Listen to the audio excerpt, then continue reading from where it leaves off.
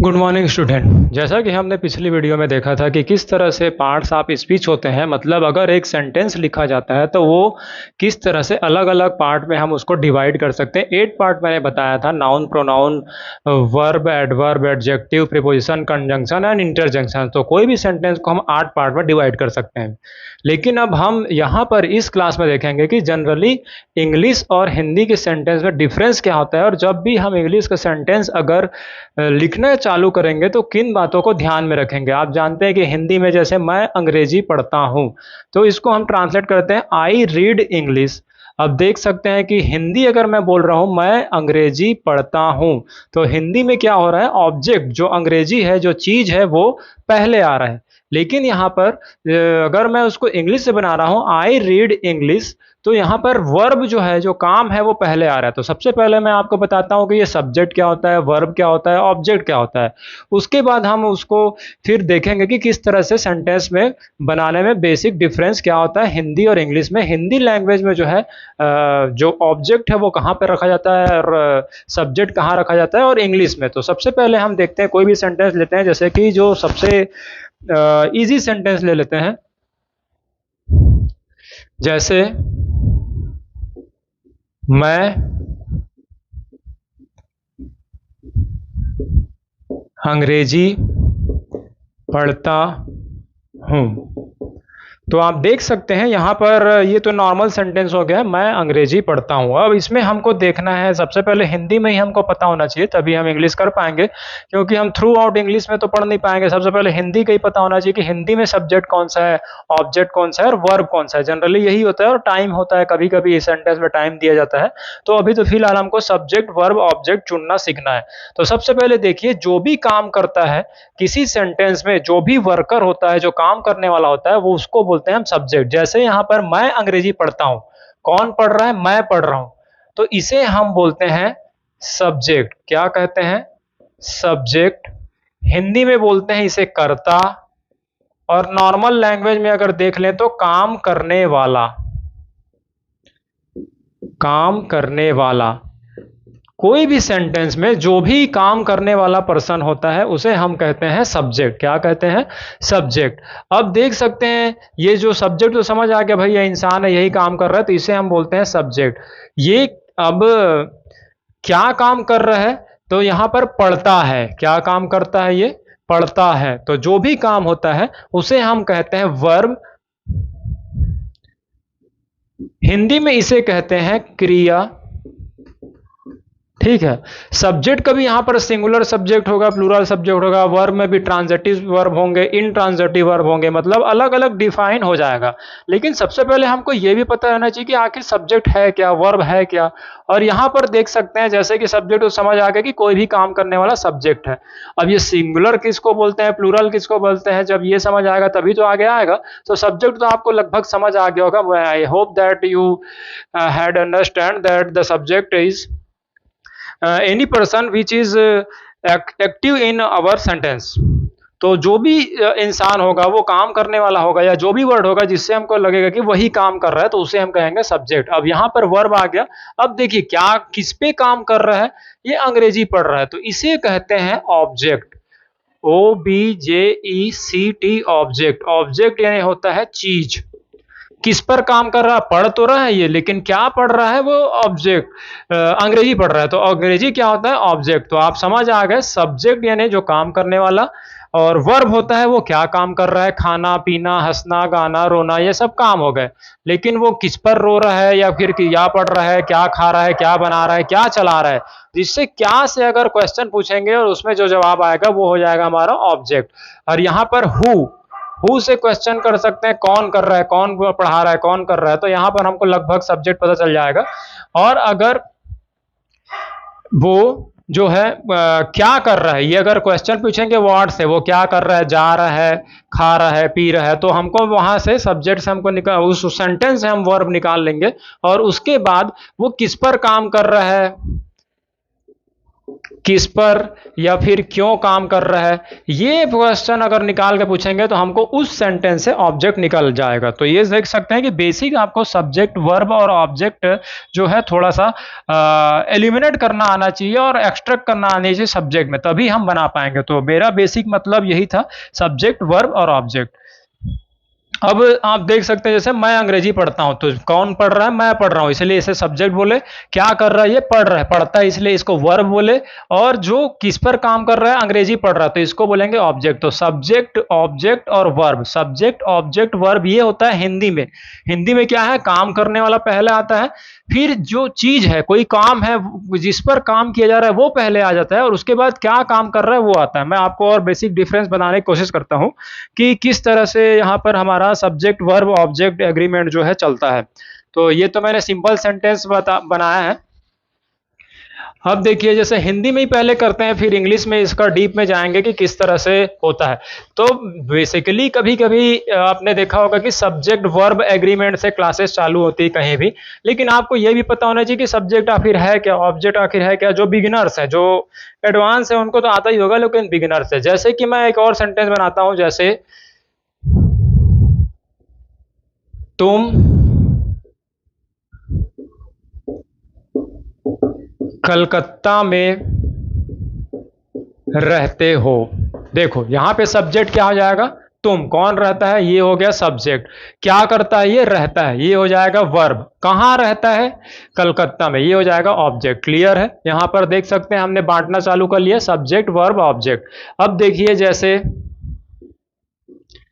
मैं कार चलाता हूं, तो आपने देख लिया कौन चला रहा है, ये हो गया सब्जेक्ट। क्या कर रहा है, ये चला रहा है, ये हो गया वर्ब। और क्या चला रहा है, कार चला रहा है, तो ये हो गया ऑब्जेक्ट। तो सब्जेक्ट वर्ब, सब्जेक्ट ऑब्जेक्ट और वर्ब। तो हिंदी में आप देख सकते हैं कि बीच में ऑब्जेक्ट आ रहा है, S O V, S O V. ठीक है, तो आपने थोड़ा बहुत तो समझ लिया होगा कि सब्जेक्ट क्या है। जो भी काम करने वाला होता है वो सब्जेक्ट होता है, और जो वो काम कर रहा है वो वर्ब होता है, और जिस पर वो काम कर रहा है वो ऑब्जेक्ट होता है। तो सब्जेक्ट और वर्ब और ऑब्जेक्ट, तो यहां पर आपको समझ आ गया सब्जेक्ट वर्ब ऑब्जेक्ट। अब देखिए जैसे मैं फिर से वही सेंटेंस लिखता हूं, मैं अंग्रेजी पढ़ता हूं। अब देखिए यहां पर सब्जेक्ट जो है, अगर मैं इसका इंग्लिश बनाऊं, कुछ टेंस का यूज कर सके, जो हम आने वाले क्लासेस में पढ़ेंगे, लेकिन पहले मैं ऐसे ही कोशिश करता हूं टेंस इसको ट्रांसलेट करने का। तो इसको आपने देखा होगा, आई रीड और इंग्लिश।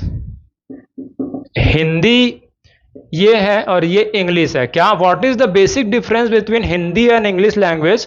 हिंदी लैंग्वेज में देख सकते हैं कि जो चीज है, ऑब्जेक्ट है, वो बीच में रखा जाता है, सब्जेक्ट और वर्ब के बीच में। लेकिन इंग्लिश में देख सकते हैं जैसे ये काम करने वाला आया उसके बाद वर्ब आ गया, मतलब जो का, और जो ऑब्जेक्ट है वो बाद में ही आएगा। ये this is the basic difference between Hindi and English. और आपको ये देखना ही होगा कि किस तरह से हिंदी और इंग्लिश में डिफरेंस हो रहा है। तो हिंदी में आप देखिएगा, वैसे भी आप देखते हो कि इंडियन लोग ज्यादातर थोड़ा सा चीजों पर ज्यादा ध्यान देते हैं कि भाई अगर मैं कुछ तैयारी कर रहा हूं तो एग्जाम निकलेगा कि नहीं, इस वजह से ज्यादा ध्यान देते हैं, मतलब चीजों पे, कि भाई मैं पढ़ूंगा क्यों, मैं पढ़ूंगा इसलिए क्योंकि मुझे कुछ बनना है। इसलिए देखते हैं कि इंडिया जो है ऑब्जेक्ट पर ज्यादा यहाँ पर फोकस रहता है, काम पर थोड़ा सा कम हो जाता है। लेकिन यहाँ पर विदेश में आप देखे होंगे कि उन लोग काम को पहले देते हैं, चीज तो उस पर ज्यादा फोकस नहीं होता। तो आप समझ सकते हैं, इसी लॉजिक से याद कर सकते हैं कि जब हिंदी में अगर लिखेंगे तो ऑब्जेक्ट पहले आएगा, क्योंकि इंडियंस है या फिर जो हिंदी बोलने वाले हैं वो ऑब्जेक्ट पर ज्यादा उनका फोकस रहता है। लेकिन जो फॉरेनर्स है, यूएस हो गया और इंग्लैंड हो गया, उसमें काम पर ज्यादा होता है, इसीलिए इन लोग वर्ब को पहले बोलते हैं, आई रीड इंग्लिश। ठीक है, तो यहां पर देख सकते हैं सब्जेक्ट, ये वर्ब और ऑब्जेक्ट। तो फार्मूला क्या हुआ इंग्लिश में, एस वी ओ। सब्जेक्ट पहले आएगा कभी भी, उसके बाद वर्ब लगाएंगे और उसके बाद ऑब्जेक्ट लगाएंगे, ये ध्यान रखिएगा, एस वी ओ।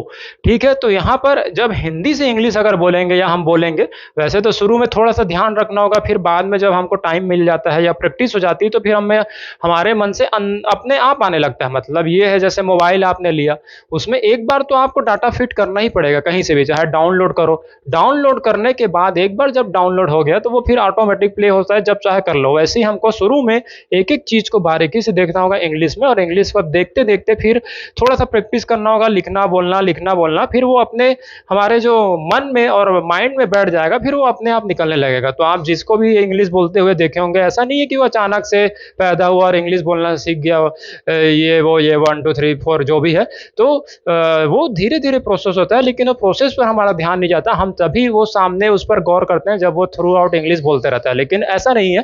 थोड़ा थोड़ा एजुकेशन के समय वो पढ़ते हैं, मेहनत करते हैं, और उसके बाद वो जो रिजल्ट है वो हमारे सामने आता है, लेकिन जो प्रोसेस है वो हमको दिखता नहीं है। इसीलिए धीरे धीरे अगर आप इस क्लास के माध्यम से जुड़े रहेंगे, इस क्लास के थ्रू रेगुलर रहेंगे, तो आप जल्दी इंग्लिश सीख जाएंगे। तो देखते हैं, हम वापस अपने टॉपिक पे आते हैं। तो सब्जेक्ट वर्ब ऑब्जेक्ट कभी भी आप देखेंगे तो सब्जेक्ट वर्ब ऑब्जेक्ट, अब कभी कभी सेंटेंस में टाइम भी आ जाता है और जगह भी आ जाता है, दो चीज तो जरूर आएंगे कोई भी सेंटेंस में। ये तो बेसिक हो गया सब्जेक्ट वर्ब ऑब्जेक्ट। जैसे कि मैं एक और सेंटेंस बनाता हूं, मैं से ही बनाएंगे। मैं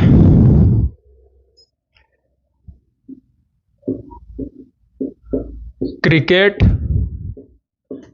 खेलता हूं।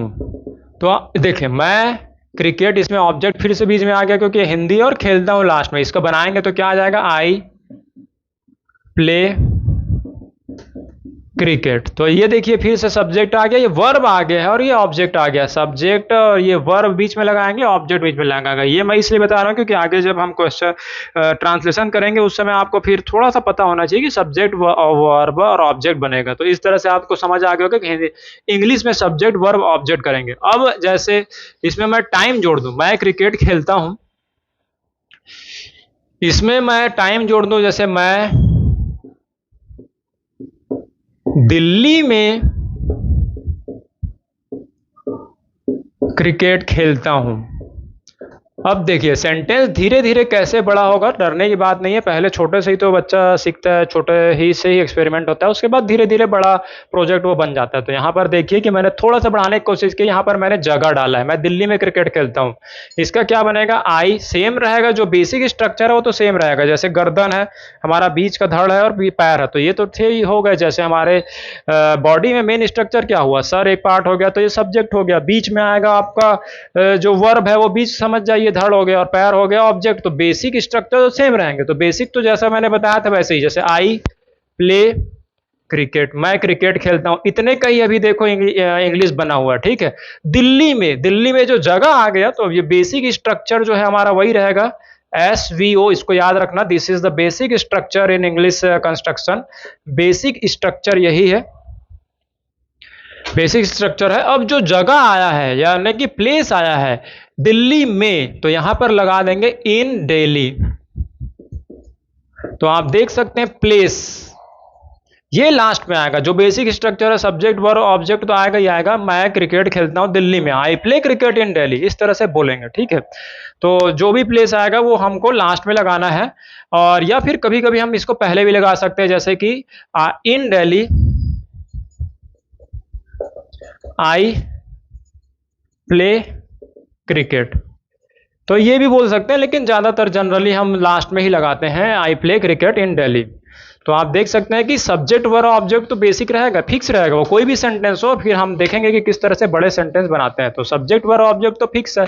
अब मैं इसमें टाइम जोड़ देता हूं, जैसे मैं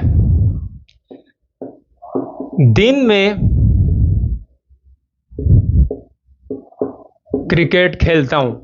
एक चीज मैं आपको बताना चाहूंगा कि अभी मैं सेंटेंस मैं को लेकर ही बना रहा हूं। तो हम जब सेंटेंस बनाना कंस्ट्रक्ट करेंगे तो हम एक रूल को फॉलो करते हुए चलेंगे, ताकि हमारे दिमाग को जल्दी समझ आए। जैसे कि आप देखते हैं, अगर आपको खाना बनाना है तो सारे चीजें अगर अलग एक जगह रखी हो, नाम वाइज रखी हो और प्रोसेस वाइज रखी है, तो हमको खाने बनाने में ज़्यादा इजी हो जाता है। मतलब समझ जाइए कि जो चीज़ जहाँ रखी है वो एक बार में मिल जाती है। लेकिन क्या होगा, कहीं कोई भी चीज़ें कहीं भी बिखरी पड़ी हुई है तो आपको खाना बनाने में बहुत दिक्कत होगा। कोई नए घर में आप गए हैं तो खाना अगर आपको बनाने दे दिया गया, वैसे तो बनाते हैं, स्टूडेंट नहीं बनाते हैं, लेकिन कभी कभी ऐसा हो गया तो सारी चीज़ें अगर ऑर्गेनाइज्ड वे में रखी हुई है तो आप जल्दी बना लेंगे। लेकिन ऑर्गेनाइज नहीं है, अनऑर्गेनाइज है, कोई भी चीज़ें कहीं भी रखी है तो आपको ढूंढना पड़ेगा। तो जब हमको जब हम सेंटेंसेस बनाएंगे तो फिर क्या करेंगे, पहले आई खुद पर बनाएंगे, फिर सेकंड वाले पर्सन बनाएंगे, यू पे बनाएंगे, और फिर थर्ड पर्सन बनाएंगे। इसको बोलते हैं टाइप्स ऑफ पर्सन। वो मैं आपको थोड़ा सा बता दूंगा इंट्रोडक्शन। फिलहाल तो हम देखते हैं कि इस सेंटेंस में देख सकते हैं मैंने टाइम इंक्लूड कर दिया, पहले मैंने जगह किया था, अब देखिए टाइम। जैसे मैं दिन में क्रिकेट खेलता हूं, तो फिर वही है, इसका भी जब हम ट्रांसलेशन बनाएंगे इनटू इंग्लिश तो यहां पर आई तो रहेगा ही रहेगा, प्ले रहेगा ही रहेगा क्योंकि हमारा वर्ब है ही है, और क्रिकेट ये तो बन गया मैं क्रिकेट खेलता हूं, ठीक है। अब दिन में आ गया है तो यहां पर इन डे, इन डे, तो यहां पर देख सकते हैं ये बेसिक स्ट्रक्चर तो रहेगा ही रहेगा, सब्जेक्ट वर्ब ऑब्जेक्ट, और टाइम जो हो जाएगा वो लास्ट में हो जाएगा। इसका मतलब क्या समझ आ गया कि सबसे पहले हमारा सब्जेक्ट आएगा ही आएगा, फिर वर्ब आएगा ही आएगा, ऑब्जेक्ट आएगा ही आएगा, और टाइम आएगा ही आएगा, और प्लेस आएगा ही आएगा। तो एसवीओटीपी, एसवीओटीपी ये फार्मूला आप याद रखिएगा, कभी भी इंग्लिश से बनाएंगे सब्जेक्ट वर्ब ऑब्जेक्ट टाइम और प्लेस, ये जरूर आएगा। तो अब देखिए मैंने टाइम और प्लेस को एक साथ इंक्लूड करता हूं।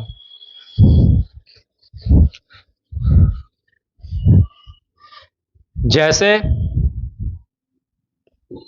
मैं दिन में दिल्ली में क्रिकेट खेलता हूं, तो यहां पर देखिए I play cricket in day, ये हो गया हमारा टाइम, इन डेली, DELHI डेली। तो आप देख सकते हैं घबराने वाली बात नहीं। जैसे मैं कोई भी सेंटेंस बोलूँ लंबा, जैसे आपने देखा होगा अमेरिका वाले लोग बहुत लंबा सेंटेंस बोलते हैं कि बिना सांस लिए बोल देते हैं, तो चिंता मत कीजिए, सबसे पहले आप वही देख लीजिए कि आई प्ले क्रिकेट। मान लो आपको, अब मैं खाना बनाने का एग्जांपल इसलिए दे रहा हूँ क्योंकि इससे जल्दी समझ आता है। खाना बनाना है तो मेन जो स्ट्रक्चर होता है, जैसे पानी हो गया और आपका ऑयल हो गया, ये सब तो बेसिक स्ट्रक्चर है, तो वो तो आपको चाहिए ही चाहिए, तो सबसे पहले तो हम वही करेंगे। तो समझ जाइए कि जब भी हम सेंटेंस बनाएंगे तो बेसिक स्ट्रक्चर यही रहेगा, सब्जेक्ट वर्ब ऑब्जेक्ट, उसके बाद जो भी टाइम और प्लेस जो भी टाइम और प्लेस आएंगे उसको हम धीरे धीरे बढ़ाते जाएंगे, थोड़ा सा और प्रैक्टिस करेंगे इसको। तो आप देख सकते हैं कि सब्जेक्ट वर्ब ऑब्जेक्ट और टाइम और प्लेस, इसका क्या कोड से याद रखेंगे हम, एसवी ओटीपी जो आता है वो है, ठीक है। सब्जेक्ट वर्ब ऑब्जेक्ट टाइम और प्लेस ये रहेगा हमारे इंग्लिश कंस्ट्रक्शन में। तो थोड़ा बहुत आपको अंदाजा आ गया होगा कि हमको यही करना है। ये जब मैं बार बार टेंस जब हम पढ़ेंगे तब मैं बताऊंगा, तो थोड़ा सा मैंने यहाँ पर इंट्रो दे दिया। अब देखिए टाइप्स ऑफ पर्सन, मैं आपको एक चीज बताता हूँ, टाइप्स ऑफ पर्सन कि कितने टाइप के पर्सन होते हैं। तो आप जानते हैं टाइप्स ऑफ पर्सन, ठीक है। पर्सन यानी काम करने वाले, वही सब्जेक्ट है। कितने होते हैं, जब भी आप देखोगे, जैसे अब हमको इंग्लिश करना है, इंग्लिश स्पीकिंग करना है, तो दो लोग तो चाहिए ही चाहिए, एक खुद रहोगे या फिर किसी से बोलोगे। और हालांकि कुछ लोग तो खुद से भी बात करते हैं, लेकिन कभी जनरली अगर हमको इंग्लिश कन्वर्सेशन करना है तो खुद चाहिए और सामने वाला कोई पर्सन होने दीजिए। जब हम खुद की बात करेंगे, जैसे भी देखते हैं हम शादी वादी या कहीं रिजल्ट में जाते हैं या कहीं अपने गेस्ट के यहाँ जाते हैं, तो सबसे पहले हम खुद का ही बात करते हैं। अरे मैंने ये कार लिया, मैंने ये किया, मैं ये कर रहा हूँ, मैं वो कर रहा हूं, मैं ये कर रहा हूं। तो जब हम खुद का ही बात करेंगे इंग्लिश में भी, जब खुद से ही बात करेंगे तो उसे बोलेंगे हम आई, और उसे बोलेंगे फर्स्ट पर्सन। ज्यादातर आप देखे ही होगी, जब हम कभी भी बात करते हैं, दो लोगों की बात होती है तो हम खुद का ही बात करते हैं। जब हमारा पिक्चर खत्म हो जाता है, जब हमारा जो डायलॉग जो खत्म हो जाते हैं, हम अपने बारे में पूरा बता चुके हैं, फिर हम बोलते हैं अरे बता यार तेरा भी क्या हाल चाल है, तू भी बता क्या कर रहा है, क्या कहाँ जा रहा है। तो जब हम अपना करने के बाद, फर्स्ट पर्सन मतलब आई यानी मैं, अपना करने के बाद जब हम दूसरे वाला का भी पूछते हैं मतलब यू, ये हो जाएगा सेकंड पर्सन, सेकंड पर्सन, और बता तेरा क्या हाल चाल है। फिर जब इन दोनों का बात हो जाता है, दो बातचीत कर रहे हैं, तो आई यानी खुद वो बात कर लिए, फिर यू यानी उससे भी पूछ डाला। जब दोनों का बातचीत चालू हो जाता है, तब चालू होता है तीसरे का बात कि अरे भाई बताओ उसकी क्या हुआ, उसका क्या हुआ, क्या हाल चाल चल रहा है, क्या ब्रेकअप हो गया, क्या पैचअप हो गया, या वो क्या कर रहा है, उसका सिलेक्शन हुआ कि नहीं हुआ, बहुत ज्यादा होता है। तो जब ये दोनों रहते हैं और जब वहां पर कोई पर्सन नहीं है, जो अब्सेंस है, उसके बारे में बात करते हैं, तो उसे कहते हैं थर्ड पर्सन। मतलब यहां पर आएगा ही यानी उसके बारे में, वह क्या कर रहा है, वह क्या कर रही है, शी, इट, और कोई नाम नाम भी हम यहाँ पर थर्ड पर्सन में ही लेते हैं। क्यों? क्योंकि जब अगर सामने हो तो उसको हम यू करके बुलाएंगे, ये नहीं बोलेंगे कि बता। एक बार बोल दिया कि अगर आशीष क्या कर रहे हो, लेकिन जब वो सामने है तो तुम से बुलाते हैं क्योंकि हम पता है, तो सेकंड पर्सन में तुम है। जनरली जब दो लोग बात करते रहते हैं और जब नाम तभी लिया जाता है जब वो उस पर्सन वहां पर जो है प्रेजेंस ना हो। तो जैसे मैं किसी का बात बात करूंगा या मैं किसी से बात कर रहा हूं तो मैं बोलूंगा यार आशीष नहीं दिख रहा है आजकल, या फिर विराट कोहली अच्छा क्रिकेट खेल रहे हैं, या फिर और कुछ भी बोलता है सचिन कहाँ गए। और तो देख सकते हैं जब हम दो लोग बात कर रहे हैं और जब वो तो पर्सन नहीं है, कहीं दूर है, तो उसे कहते हैं हम थर्ड पर्सन। ही वह हम वह भी यूज करते हैं, जैसे आशीष कहाँ गया, वह दिखता नहीं है, तो जब वह यह तभी यूज करेंगे जब वो हमारे बीच में नहीं है, दो पर्सन का कन्वर्सेशन चल रहा है, अगर वो नहीं है तो उसे कहते हैं third person, THIRD, third person. तो ये हो गया टाइप्स ऑफ पर्सन। आप याद रखिएगा कि जब हम सेंटेंस बनाना चालू करेंगे टेंस में, तो सबसे पहले हम खुद पर बनाएंगे, आई के साथ बोलने की कोशिश करेंगे। क्योंकि आप देखोगे जब भी कोई स्पीकिंग करता है तो वहां पर मिक्स सेंटेंस होते हैं, बहुत ज्यादा टेंसेस वहां पर इंक्लूड होता है, आर्टिकल्स आपको देखना है, प्रीपोजिशन का ध्यान रखना है, और वॉइस का इंक्लूड करना है। तो जो कोई भी आप बोल रहे हैं या फिर कोई भी बुक में लिखा हुआ इंग्लिश, तो आप ये मत सोचिए कि वो जो है मतलब अचानक से वैसे ही आया है। वो धीरे धीरे एक एक चैप्टर को हम खत्म करते जाएंगे, एक एक चैप्टर को समझते जाएंगे, तब जाकर के वो मिक्स में करेंगे। मतलब वो समझ जाइए एक प्रकार का महासंग्राम होगा। वहां पर आपको हर आर्ट आना चाहिए, प्रीपोजिशन आना चाहिए, वर्ब आना चाहिए, और डिटर्मिनेंट्स आना चाहिए, प्रीपोजिशन आना चाहिए, नरेशन आना चाहिए। तो वो सब जब आ जाएगा तब वो कूदेंगे। तो कोई भी अभी इंग्लिश बोल रहा हो या कोई इंग्लिश बुक्स हो, तो आप उसको देख के घबराए नहीं कि अरे मुझे समझ नहीं आएगा। जब आप एक एक मतलब रणनीति के अनुसार, स्ट्रेटेजी के अनुसार उसको समझेंगे, तब वो समझ आएगा। मतलब that is the final goal. अगर वो बोल रहा है तो उसको बोलना भैया मैं अभी सीख रहा हूँ और अब थोड़ा दिन में मैं आपसे बात करूंगा, अभी तो फिलहाल हिंदी बोल दीजिए। तो इस स्टडी से आप अपनाएंगे, फिर धीरे धीरे स्टेप बाय स्टेप एकदम प्यार से धीरे धीरे एक एक टॉपिक को बहुत प्यार से समझेंगे। और जब पूरे टॉपिक को मर्ज करेंगे, जो मीटअप बोलते हैं, वो मीटअप होता है हमारा स्पीकिंग में।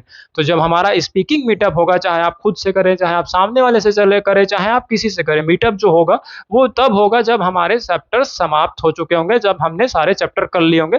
तब हम कोशिश करेंगे मिक्स करने का। तो अभी अब हम एक एक हुनर सीखेंगे, बाद में वहां पर मिक्स हुनर करेंगे। कोई भी एग्जाम हो गया, कोई भी चैप्टर हो गया, वहां पर यही होता है। ठीक है, जैसे कि आपको कोई चीज पढ़ना है तो आप सबसे पहले लो लेवल का पढ़ो, फिर मिडिल लेवल का पढ़ो, फिर अपर लेवल का पढ़ो, फिर मिक्स पढ़ो।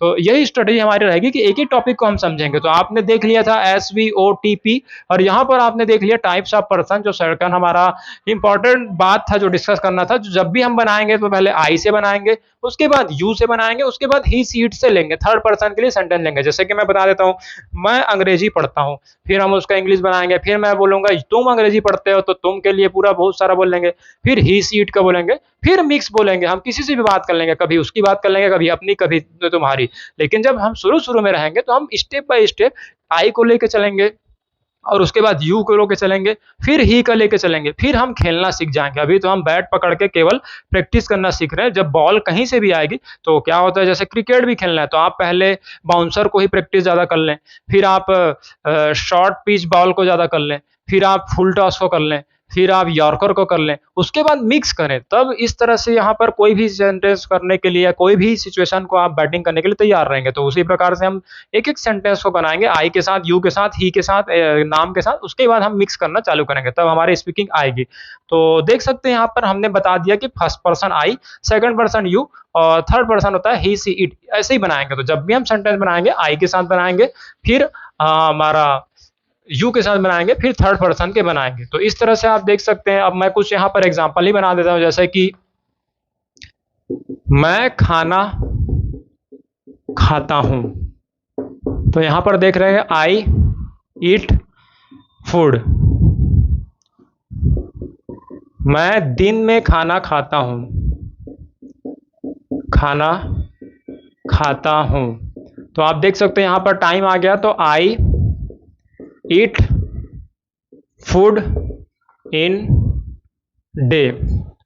अब देखिए मैं इसी को थोड़ा सा बढ़ाने की कोशिश करता हूं। मैं दिन में घर पर खाना खाता हूं। यहां पर मैंने जगह इंक्लूड कर दिया। तो इसको देखिए किस तरह से बनाते हैं, I eat food in day, at home. तो आप देख सकते हैं बेसिक तो हमारा वही है, आई ईट फूड, उसके बाद इन डे टाइम आ गया, उसके बाद एट होम यानी जगह आ गया। मतलब कोई भी सेंटेंस कितना ही बड़ा होता जाए, सबसे पहले हमको सब्जेक्ट रखना है, फिर वर्ब रखना है, फिर ऑब्जेक्ट रखना है। ऑब्जेक्ट 1 2 3 कोई भी हो सकता है। तो ये फूड हो गया, इसको हम बोल देंगे ऑब्जेक्ट 1। इन डे हो गया, ये ऑब्जेक्ट 2 हो गया। एट होम हो गया, ये ऑब्जेक्ट 3 हो गया। तो बेसिक जो है आई, सब्जेक्ट तो रहेगा ही, वर्ब रहेगा ही रहेगा, और ऑब्जेक्ट जो है बदलते जाएंगे। ऑब्जेक्ट कुछ भी हो सकता है, ऑब्जेक्ट कोई थिंग हो सकता है, ऑब्जेक्ट टाइम हो सकता है, ऑब्जेक्ट प्लेस हो सकता है। तो इतना ही याद रख लो, subject S V O, object का बदलते रहेगा, वर्ब तो एक ही रहता है, सब्जेक्ट भी एक ही रहता है, लेकिन ऑब्जेक्ट कई हो सकते हैं। ऑब्जेक्ट यहाँ पर टाइम हो सकता है, ऑब्जेक्ट यहाँ पर कोई थिंग हो सकता है, ऑब्जेक्ट यहाँ पर कोई प्लेस हो सकता है। तो ये बढ़ते जाएंगे बढ़ते जाएंगे बढ़ते जाएंगे, लेकिन ये जो रहेगा वो ये रहेगा, एक प्रकार का न्यूक्लियर रिएक्शन। अगर साइंस पढ़े होंगे तो आप जानते होंगे। तो इस तरह से आप देख सकते हैं सेंटेंस हम लिखना चालू करेंगे। जब हम नेक्स्ट वीडियो में आएंगे तो हम देखेंगे कि इंग्लिश में आखिर सेंटेंस कितने टाइप के होते हैं, positive, negative, interrogative, I1 I2, imperative, और यहाँ पर एक्सक्लामेटरी। तो ये सेंटेंस हम देखेंगे। तब तक के लिए आप देखते रहिए गुरुकुलम एकेडमी, और आप सीखने के लिए इस चैनल के साथ जरूर जुड़ जाएं। हमारे पास तो अभी ज़्यादा इक्विपमेंट वगैरह नहीं है, तो हम कोशिश कर रहे हैं अच्छे से अच्छे वीडियो देने की, लेकिन अगर कोई मिस्टेक हो जाता है तो अभी आप उसको सीरियसली मत लीजिएगा। और अगर आपको जल्दी से जल्दी इंग्लिश सीखना है तो आप इस चैनल को सब्सक्राइब जरूर कर लें। और आप जानते ही हैं कि इंडिया में इंग्लिश बहुत कंपलसरी है, चाहे आप पढ़े लिखे हो, चाहे आप स्पोर्ट्स के फील्ड में जाना हो, चाहे डॉक्टर के फील्ड में जाना हो, चाहे कहीं भी जाना हो, डॉक्टरी करनी हो, या फिर इंजीनियरिंग करना हो, या फिर आप IAS बनना हो, या फिर आपको कुछ भी ना बन करके प्लेयर, या फिर आपको आर्ट फील्ड में जाना हो, लेकिन आपको इंग्लिश आनी चाहिए। तो आप ज़्यादा यहाँ डिबेट में मत लीजिए, इस चैनल को डिबेट में ज़्यादा ध्यान मत दीजिए, और इस चैनल के साथ जुड़ जाइए। इस चैनल को फॉलो करें, लाइक करें, सब्सक्राइब करें, और फिर आप 3-4 महीनों में इंग्लिश सीख जाएंगे। तब तक के लिए थैंक यू।